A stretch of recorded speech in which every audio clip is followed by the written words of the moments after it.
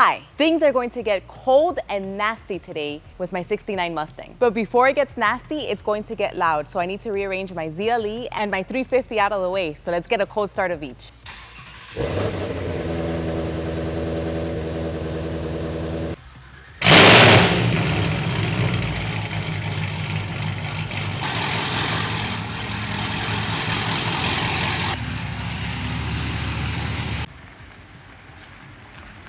I want to give you a little before of how the Mustang looks. So in this area, it has a lot of just caked on dirt. This is just dry, can't take it off. So I really would like to see how that looks after. And you know, does anyone know what this canister is? Because I have no idea. So I just left it on there. But the car does look a lot different. Everything is, well, a lot of things are completely off. The side fenders, the front bumper, the grille. I did leave the horns. I'm not gonna use them, but I figured, I'll take them off later. It's just so many things that I had to remove. So pretty much like all the suspension parts are completely out of the car. I still have the engine mounts there. Some minor things, but like I'd say like about 90% of the things are off. So this front area here has quite a bit of surface rust. So I'm hoping that all of that comes out. And then also when it comes back here to the sides with all of this dirt, I'm really hoping that once that dirt is off, there's no surface rust or just probably very minor. I'm just hoping that there's nothing that I need that's serious here that needs to be replaced. And now on to the worst part, which is the interior of the car. This is how it looks before, and let's see how it looks after they're finished. So the main thing here is that there's a lot of rust concentration in the floorboards when it comes to the passenger side and also the driver's side. There's also a little bit here towards the back, but the worst are here in the front. I don't know how bad it is. I guess I'll see after they remove as much as they can. I still have it in me that I probably have to replace, well, no, I will be replacing the floor plans. I just don't know how much.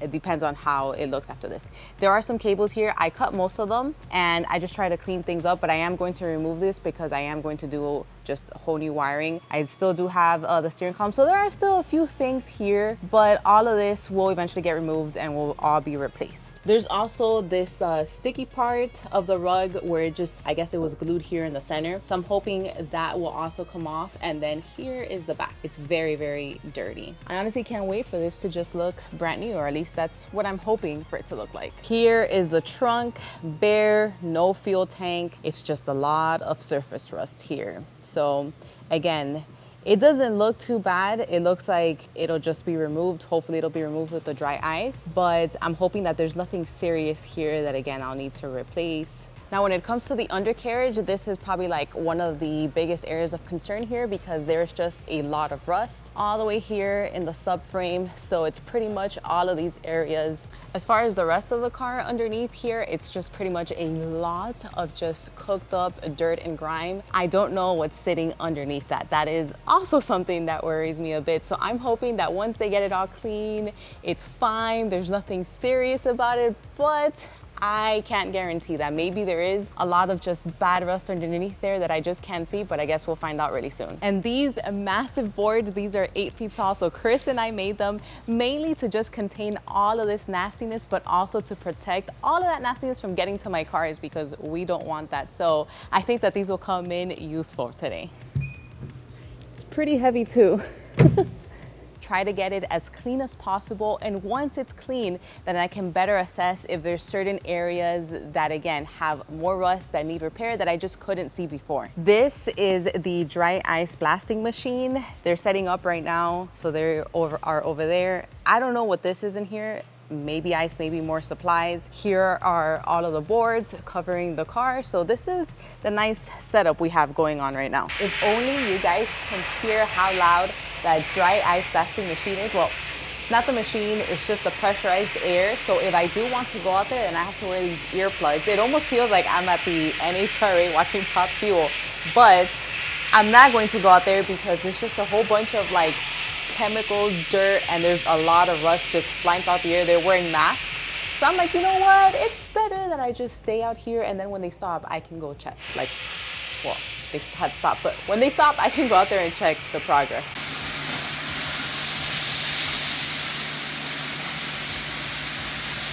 The Mustang looks completely different. Look at these wheel welds here. This is amazing. It almost looks like I don't even know what to explain, like a new old car, if that makes any sense. All of that dirt that was just really packed on there is off. There is just a little bit, just because it was so humid and they couldn't take that off, but that's something that I feel like I can just take off with degreaser, but in reality, this is such a big difference. And now the interior, which is the area of my greatest concern, just because I really wanted to see the condition of this. And this is just, I was amazed of how much this worked, especially with this little sticky part here in the center. It got it all off. I just can't believe it. It looks so clean. The trunk, you know, it kind of looks the same, just a lot cleaner, but I did find some areas of concern throughout the whole car, which I'll go over in a little bit. So the whole point of dry ice blasting the car wasn't to get it to pristine condition. I mean, you could get there, but it would just take a lot longer. But compared to how it was before to now, it is a huge freaking difference, and I'm very happy with it. So the two reasons why I did the dry ice blasting on the Mustang was, one, to clean it because it was just very filthy and disgusting, and second most important reason is just to uncover anything that might have been hidden under all that junk, which there were quite a few things. Let me show you. Remember that small rust area on the floor panels on the driver's side? It's not so small, so it spreads all the way there. So that's something that the dry ice blasting found, because if it wasn't for that, then I wouldn't be able to have known that there's more rust there. Now, another thing that the dry ice blasting does is that it tests the integrity of the area. So if there's a weak point, it is going to find it. The only other good thing about this is that, yeah, it is a much bigger area than I expected, but I am glad that it didn't spread any further than this. So the area is contained right there. The second area is on the passenger side. So I wasn't too surprised about this one because it did have a lot of surface rust. But before the dry ice blasting, it didn't show any holes. But after the dry ice blasting, it just exposed all of that rust there that it just went through. The only thing that I'm shocked about is that that area there, it looks pretty bad, but nothing went through it. There's no holes. So I'm thinking that just a good wire brushing would clear that up. Now, as I was saying, that the trunk looks the same for the exception of that dent, but that was already there. There is a small area here of rust, and it's just that small little section. So, I mean, it seems like an easy fix. Doesn't seem that big of a deal until we get to the bottom. The other area is in the trunk space. So this is by the rear passenger. So there's rust there. Honestly, I was surprised about this one because I didn't see anything before, but then again, it was pretty dirty. You know, this doesn't seem too bad. It seems like just a small little area. The only thing is that it just looks like an awkward area for there to be rust on. And it is spread quite a bit. But then when you turn to look on the driver's side trunk space, there's very minor rust here. So I don't know why the passenger side has more and this one has just a little bit. But again, very awkward area for it to get rust. On the driver's side rear seat, it looks like it has a structural tear. So that's not rust at all. So that just looks like it happened over time. But then on the passenger side rear seat, it's fine. So it's only on this area. And here's the underside of the driver's side floor panel. So that's what it looks like from the bottom. And then this is how the passenger side floor panel looks like. Here's another angle of the floorboard. This is the driver's side, and then this is the passenger side. I feel like for some reason it looks much worse from the bottom just because I see the light going through it than the top. But of course the driver's side is worse than the passenger. My main concern with the front side of underneath the subframe was just, it did have a lot of surface rust. I just didn't know if it was really bad where the rust had eaten through the metal, but it didn't. So it all looks pretty good condition. It looks very clean, just in some areas like right here where you can see just a little bit of dirt packed on there, but that's only because it does get really humid when they're dry ice blasting. But that's a simple fix where I can just put a little bit of degreaser and that would come right off. The only thing that I did notice when it came to the subframe is that look at this horrible welding job. Now, I don't know much about welding, but that looks like a really shitty job. It almost looks like they took a piece of metal gum and just put it on there like that. It seems like they just left these brackets on, but then just welded that metal piece in between. So I do not plan on leaving it like this. I plan on replacing these two brackets. So what do I think of dry ice blasting?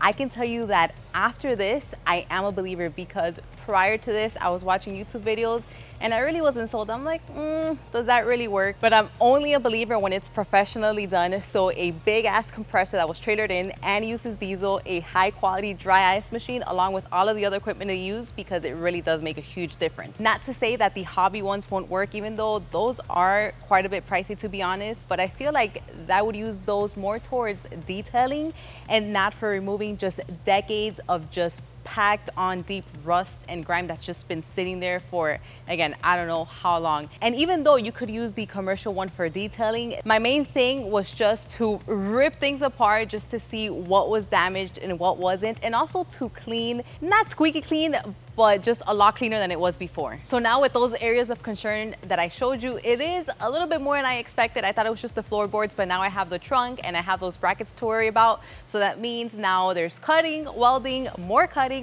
welding. So those would be the next videos.